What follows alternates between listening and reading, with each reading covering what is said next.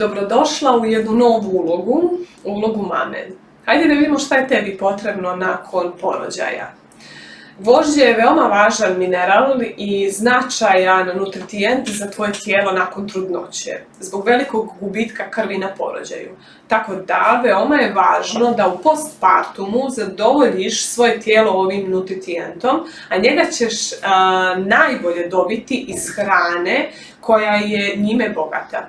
Zatim, vitamin B veoma je važan kako bi protok krvi bio regulisan, kao i za energiju koja će ti u postpartumu biti potrebna. Vitamin D, njegov unos je također od velikog značaja. Možete kreirati svoj plan ishrane kojeg ćete se pridržavati, ali također pobrinuti se da regulišete svoj nivo stresa, jer je i to jedna od najvažnijih stavki. Pričali smo prethodno o placenti i kao jedna od ideja je bila da nakon porođaja placentu zakopate duboko u zemlju i iznad nje posadite drvo koje će zajedno rasti sa vašom bebom. A druga stvar što možete da uradite jeste da inkapsulirate svoju placentu. Iako misliš da je ovo možda besmisleno, vjeruj, od velikog je značaja. I ima mnoge benefite. Ovo je u stvari prirodni izvor pozitivnih hormona koji su tebi u postpartumu potrebni kako bi popravili tvoje raspoloženje, pomogli tvom tijelu pri oporavku i da bi unijeli živost u tvoj život. Radi stvari koje će prouzrokovati otpuštanje oksitocina. Opet taj oksitocin, koliko je bitan tokom cijele trudnoće, porođaja, a evo i sad nakon porođaja. Ovo je jedan od najboljih načina da izbjegnete postpartum depresiju. Pomoći će pri dojenju, regulisat će san, popravit će odnos sa partnerom. Ali 3 stvari koje će povećati nivo oksitocina u tvom tijelu su dojenje, gledanje svoje bebe u oči i kontakt koža na kožu sa vašom bebom.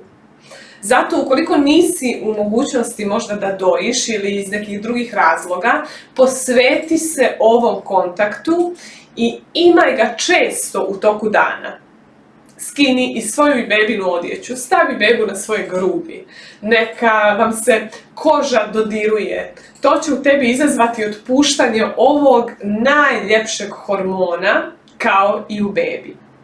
Također, ono što je važno je da promijeniš svoje razmišljanje. Nemoj da budeš negativna, nemoj da dozvoliš da te nevažne stvari opterećuju i uživaj ovom pozitivnom iskustvu, jer ovo je period u kojem treba da uživaš i da mu se prepustiš. Fokusiraj se na svoje misli, na svoj oporavak, na svoje izlječenje i produhovljenost. Ne dozvoli da te išta skrene sa ovog puta. Ovo je vrijeme za tebe i tvoju bebu. Postpartum jeste težak, ali ne treba da patiš, već da ga učiniš najljepšim mogućim. Nekada ćeš osjetiti da si obeshrabljena, neobično potištena, a da i ne znaš zašto, ali ne daj svojim mislima da te obuzmu. Čak i ako imaš postporođajnu depresiju, ni to nije kraj, niti razlog da se samo prepustiš tome. To je trenutno stanje na kome ćeš raditi i riješiti se tog ružnog osjećaja koji te obuzima. Sada, želim da ti pomognem i želim da shvatiš kako se osjećaš, da to sebi priznaš, bez stida, jer to je samo jedan period u tvom životu. Ovo su bilješke samo za tebe. Tebi će pomoći kad ih sebi priznaš, kad ih izgovoriš na glas, kad ih zapišeš, jer to je prvi korak ka promjeni. Prvo, ocijeni svoje fizičko stanje.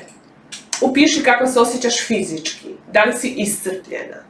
Vjerujem da jesi, jer skoro sve mame jesu u ovoj fazi. Ocijeni na skali od 1 do 5 koliko si umorna, koliko energije ti ovo oduzima, koliko dobro se oporavljaš, ozdravljaš, da li se hraniš redovno, da li se hraniš zdravo, spavaš li kad spava i beba. Teško ti je da spavaš ili razmišljaš o tome šta bi sve trebalo da uradiš kad beba zaspe. Trebaš li da opereš veš, da očistiš kuću, da usisaš? Sve te to opterećuje i ne možemo da se posvetimo tome da na svakom polju sve idealno funkcioniše, ali postavi prioritete. Sad u ovom periodu postavi sebe na prvo mjesto, jer to je najbitnije. Zatim, ocijeni svoje mentalno stanje. Da li misliš da si u depresiji? Da li ti je teško da se izboriš sa svojim mislima? Da li ti se dešava da ne želiš da izađeš iz kreveta, ne možeš da dišeš, ne možeš da razmišljaš racionalno? Potreban ti je možda psihoterapeut. Ukoliko se tako osjećaš, potraži pomoć. Ukoliko te tvoje misli plaše, potraži pomoć. Ne osjećaj sram, ne bori se sama ukoliko misliš da ne možeš. Budi iskrena prema sebi. Potražiti pomoć nikako nije znak slabosti, već baš naprotiv. To je znak da želiš da napreduješ i da želiš nešto da mijenjaš, a to je samo hrabrost. Sljedeće jeste tvoje duhovno stanje. Da li se lako povezuješ sa sobom?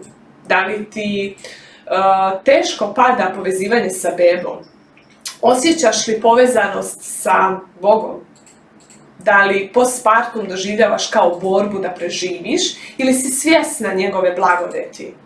Da li trpi tvoj odnos sa partnerom i kako se osjećaš povodom tog odnosa? Odgovori sebi iskreno, a onda poradi na dijelu koji te koči. Ovo će te umnogome olakšati i ubrzati proces ozdravljenja. Na kraju, priznaj sebi otvoreno u kojem od ova 3 stanja si zapela, u kojem misliš da imaš najviše poteškoća, sa kojim ti je najteže da se boriš. Ispiši šta ti je potrebno za svako od njih kako bi se osjećala bolje. Koje su tvoje želje i potrebe možda neispunjene kako bi se u nekom od ovih domena tvoje stanje popravilo. Prikrivanje, potiskivanje emocija i ubjeđivanje sebe da to nije tako, neće ti pomoći. Ono što hoće je priznanje i traženje pomoći i podrške, ukoliko ti je zaista potrebna.